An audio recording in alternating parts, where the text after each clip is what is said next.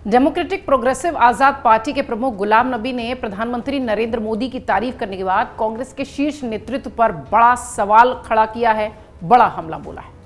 गुलाम नबी आजाद ने कहा कि वो कांग्रेस को पूरी तरह से एक्सपोज नहीं करना चाहते। तो ऐसे में अब यह सवाल उठने लगा है कि गुलाम नबी आजाद ने कांग्रेस के ऐसे कौन से राज हैं जो छिपा रखे हैं जिससे देश की राजनीति में तूफान मच सकता है।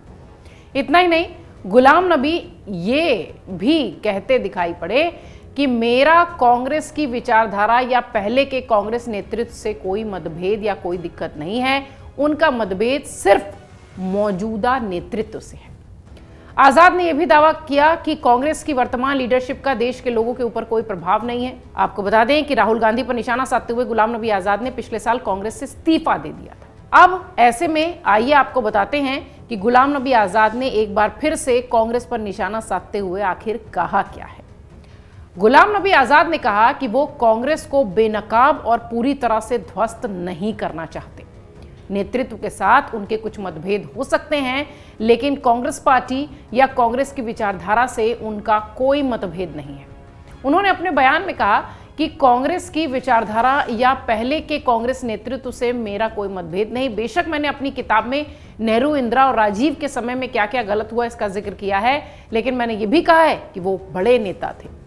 पूर्व कांग्रेसी नेता ने यह भी कहा कि पार्टी में काफी बदलाव आ चुका है। नेहरू, राजीव, इंदिरा झटकों को सहन कर सकते थे, उनमें सहन शक्ति थी, उन्हें जनता का समर्थन और सम्मान था। समय के साथ अपने काम से वे पलट सकते थे, लेकिन वर्तमान कांग्रेस नेतृत्व का लोगों पर कोई प्रभाव ही नहीं है।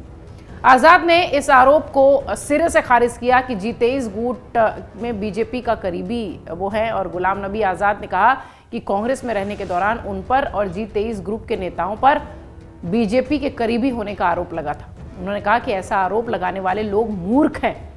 अगर G23 ग्रुप बीजेपी का प्रवक्ता होता तो पार्टी उन नेताओं को सांसद, महासचिव, प्रवक्ता और पार्टी में पदाधिकारी क्यों बनाती। उन्होंने कहा कि ग्रुप में शामिल नेताओं में से केवल मैं ही अकेला हूं जिसने अपनी पार्टी बनाई, बाकी नेता वही हैं। इसलिए इस तरह के आरोप बेहद दुर्भावनापूर्ण, अपरिपक्व और बचकाने से हैं। एक समाचार पत्र को दिए इंटरव्यू में गुलाम नबी आजाद ने बताया कि कांग्रेस छोड़ने के बाद उनका गांधी परिवार से फोन पर भी कोई बातचीत नहीं हुई। कांग्रेस में वापसी के सवाल पर उन्होंने कहा कि पर्सनल रिलेशन रहेंगे, लेकिन कांग्रेस में दोबारा शामिल होने की संभावना बहुत कम है। गुलाम नबी आजाद 5 दशक तक कांग्रेस से जुड़े रहे, इसलिए जब अलग हुए तो सवाल बहुत ज्यादा हुए। गौरतलब है कि पिछले साल अगस्त के महीने में वरिष्ठ नेता गुलाम नबी आजाद ने कांग्रेस से इस्तीफा दे दिया। वो काफी लंबे समय से पार्टी की नीतियों को लेकर नाराज थे।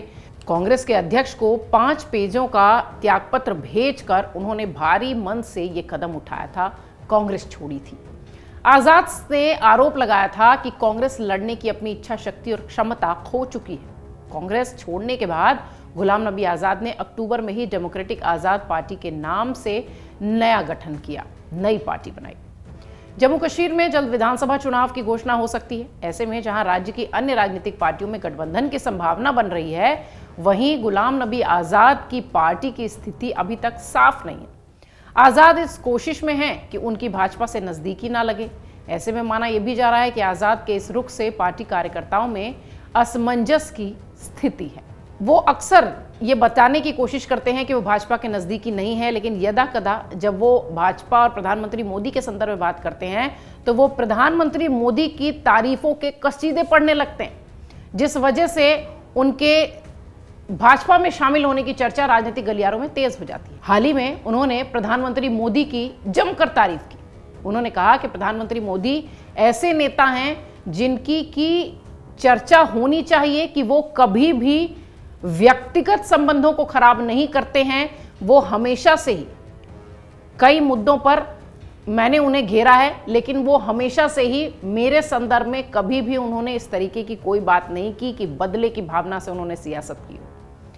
ये कोई पहला मौका नहीं है जब गुलाम नबी आजाद ने प्रधानमंत्री मोदी की तारीफ की हो। अक्सर वो प्रधानमंत्री मोदी की तारीफ करते दिखते हैं, और जैसे ही वो तारीफ करते हैं राजनीतिक गलियारों में चर्चा तेज हो जाती है कि अब गुलाम नबी आजाद भाजपा का रुख करेंगे, बीजेपी का रुख करेंगे।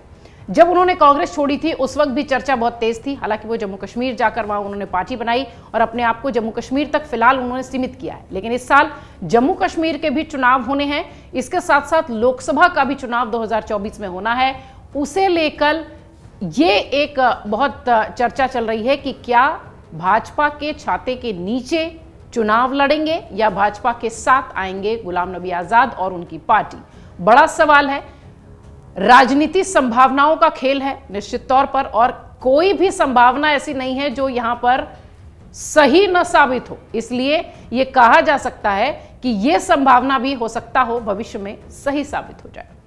अमर उजाला अब आपके टीवी पर भी। अपने स्मार्ट टीवी पर YouTube पर सर्च करें अमर उजाला, चैनल सब्सक्राइब करें और देखें ताजा खबरें, वो भी HD क्वालिटी में।